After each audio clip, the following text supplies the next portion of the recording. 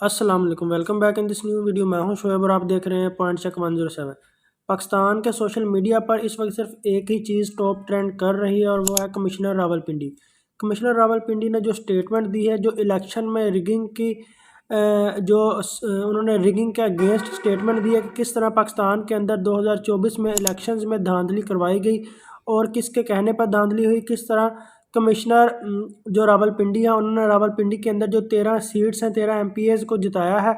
और फिर उन्होंने ये भी कहा कि उनके जो अंडर पोलिंग स्टेशंस में मुख्तलिफ जो ऑफिसर्स थे वो काम कर रहे थे, तो वो जब उनको कहते थे कि इस तरह धांधली करनी है तो किस तरह जो पोलिंग ऑफिसर्स थे, जो रिटर्निंग ऑफिसर्स थे, वो रो रहे थे। ये तमाम जो डिटेल है उन्होंने अचानक एक प्रेस कॉन्फ्रेंस करके रावलपिंडी क्रिकेट स्टेडियम में प्रेस कॉन्फ्रेंस की और उस प्रेस कॉन्फ्रेंस में ये तमाम जो डिटेल है शेयर की और उसमें ये बात भी उन्होंने वाज़ह बताई है कि मेरे साथ, मैं इस काम में अकेला नहीं हूँ बल्कि मेरे साथ चीफ जस्टिस ऑफ पाकिस्तान और चीफ इलेक्शन कमीशन भी है। तो इस तरह की जो लेटेस्ट पॉलिटिकल डेवलपमेंट है इसमें इसके बारे में एक और गरीदा फ़ारूकी नाम से एक फ़ीमेल है जो कि सोशल मीडिया एक्टिविस्ट है, उन्होंने एक ट्वीट किया और उस ट्वीट में उन्होंने ये कहा है कि ये जो मामला है ये कुछ और है। कमिश्नर रावलपिंडी जो बात कर रहे हैं, जो इलेक्शन रिगिंग के अगेंस्ट या इलेक्शन रिगिंग के बारे में बात कर रहे हैं, ये कोई और मामला है। इन्होंने जो गरीदा फ़ारूकी है, इन्होंने एक फ़ोटो भी शेयर की है अपने ट्विटर अकाउंट पर, जिस स्क्रीनशॉट के अंदर हम ये वाज़ह देख सकते हैं कि कमिश्नर रावलपिंडी जो है वो अभी कुछ रोज़ पहले 13 फरवरी को अमेरिका गए और फिर वहाँ से वापस आए। वहाँ से वापस आने के बाद उन्होंने ये प्रेस कॉन्फ्रेंस की। तो इस तरह की जो बातें हैं chief election commissioner, chief justice of Pakistan और कमिश्नर रावलपिंडी के अगेंस्ट अब हो रही हैं। उनको गिरफ़्तार भी कर लिया गया है और पाकिस्तान के एक सीनियर एंकर जिनका नाम इमरान रियाज खान, उन्होंने भी इस पर एक डिटेल शेयर की और एक सवाल उठाया है कि इन्होंने कंप्लीट डिटेल क्यों नहीं शेयर की, क्यों आधा सच बताया है और आधा सच को क्यों वो अपने साथ लेके गए हैं। तो इस तरह की जो कंप्लीट स्टोरी है वो मैं आपसे इस वीडियो के अंदर शेयर करूंगा। इससे पहले वीडियो को लाइक कर दें, चैनल को सब्सक्राइब कर दें और बेल के आइकन को प्रेस कर दें ताकि आने वाली तमाम जो लेटेस्ट वीडियो है उनका नोटिफिकेशन आप तक आसानी के साथ। आप सबसे रिक्वेस्ट है कि आप चैनल को सब्सक्राइब लाजमी करें, क्योंकि पहले कंटेंट को ढूंढने में, उसके बाद वीडियो को रिकॉर्ड करने में, वीडियो को एडिट करने में ये बहुत ज़्यादा एक टाइम टेकिंग प्रोसेस है, इसमें बहुत ज़्यादा टाइम लगता है। तो जिस तरह हम मेहनत कर रहे हैं उस तरह आपकी तरफ से कोई भी रिस्पॉन्स नहीं आ रहा, तो रिक्वेस्ट ये है कि आप चैनल को सब्सक्राइब लाजमी करें। इस सब स्टोरी के हवाले से हमें एक चीज़ जो है वो बहुत ही अच्छे तरीके से याद रखनी चाहिए कि पाकिस्तान में कभी भी इतनी बड़ी डेवलपमेंट ऐसे ही नहीं हो जाती। ऐसे ही कोई भी चीज़, कोई भी ख़ास तौर पर पॉलिटिकल डेवलपमेंट ऐसे आसानी से नहीं होती, बल्कि उसके पीछे पूरी कहानी होती है, पूरी गेम होती है। सबसे पहले हम ये देखते हैं कि उन्होंने क्या वर्ड्स बोले हैं, क्या कमिश्नर रावलपिंडी ने अल्फाज बोले हैं और किस तरह की प्रेस कॉन्फ्रेंस की है।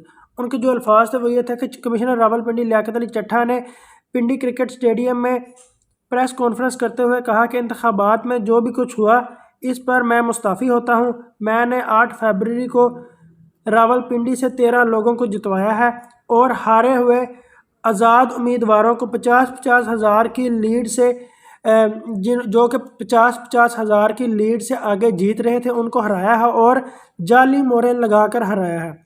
मैंने रावलपिंडी डिवीज़न में नाइंसाफ़ी की है। प्रेशर की वजह से आज सुबह फजर की नमाज के बाद मैं खुदकुशी करने वाला था, फिर मैंने सोचा मैं हराम की मौत क्यों मरूं। मैं आवाम को सब कुछ सच सच बताऊंगा और आवाम के सामने सारी सच्चाई को रखूंगा। मुझे रावलपिंडी के कचहरी चौक में फांसी देनी चाहिए। मैंने रावलपिंडी डिवीज़न में इंतखाबी धांधली की जिम्मेदारी कबूल की है। उसके बाद उन्होंने कहा कि मैं अपने आप को पुलिस के हवाले करता हूँ। मैंने मुल्क की पीठ में छुरा घोंपा है, वो मुझे सुकून से सोने नहीं देता। मैं चाहता हूँ कि मैं सुकून की मौत मरूँ और मुझे जुल्म की सज़ा मिलनी चाहिए। मेरे साथ चीफ इलेक्शन कमिश्नर और देगर को भी सज़ा मिलनी चाहिए। अपने मातहत रिटर्निंग ऑफिसर से माजरत चाहता हूँ।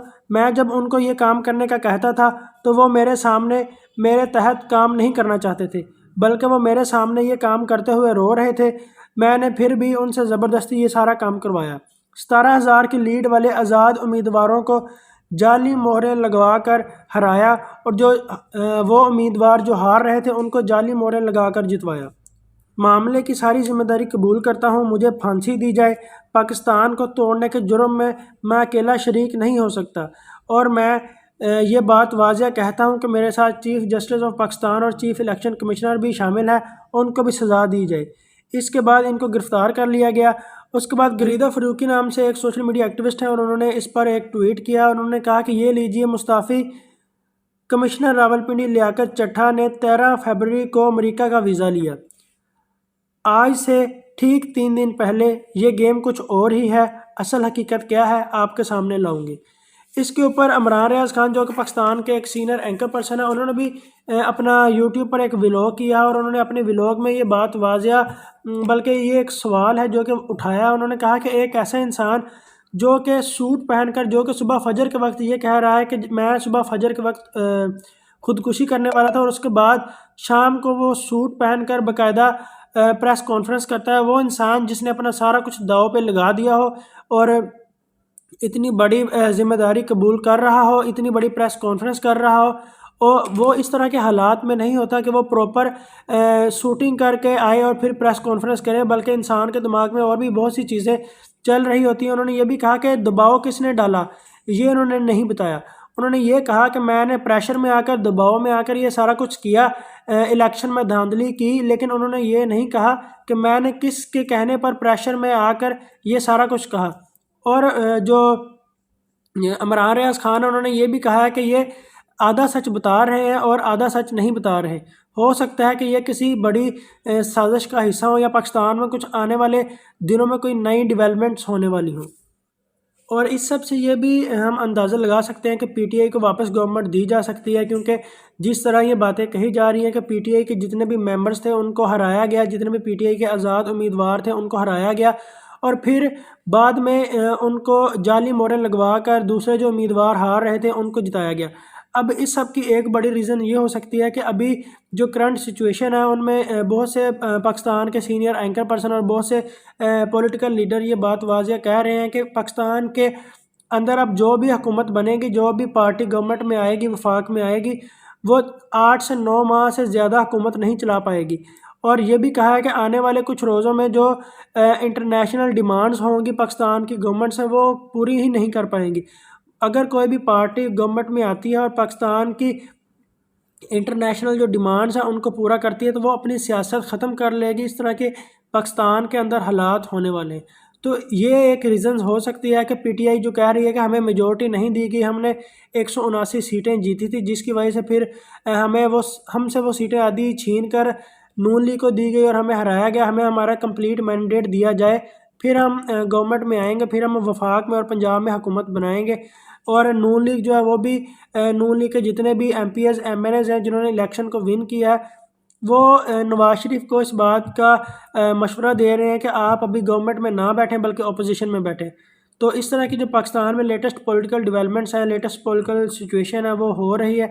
तो देखते हैं आगे पाकिस्तान के अंदर क्या क्या पॉलिटिकल डेवलपमेंट्स होती हैं। इससे पहले वीडियो को लाइक कर दें, चैनल को सब्सक्राइब कर दें और बेल के आइकन को प्रेस कर दें ताकि आने वाली तमाम वीडियो को नोटिफिकेशन आप तक आसानी के साथ पहुँच जाए।